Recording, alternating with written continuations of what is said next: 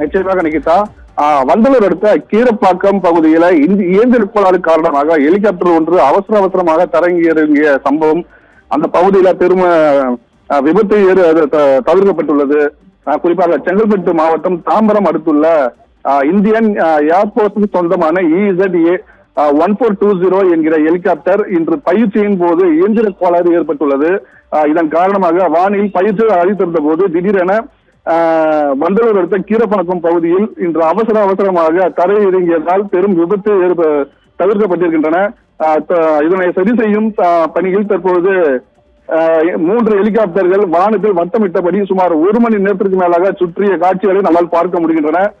இதனை அடுத்து ஒன்றன் பின் ஒன்றாக ஹெலிகாப்டர்கள் தரை இறங்கி இயந்திர கோளாறு சரி செய்வதற்காக தனவாட சாமான்கள் தற்போது இறக்கப்பட்டு செல்கின்ற காட்சியை நம்ம பார்க்க முடிகிறது. தொடர்ந்து ஹெலிகாப்டரில் இயந்திர கோளாறுகளை தற்போது சரி செய்யும் பணியில் நடைபெற்று வருகின்றன.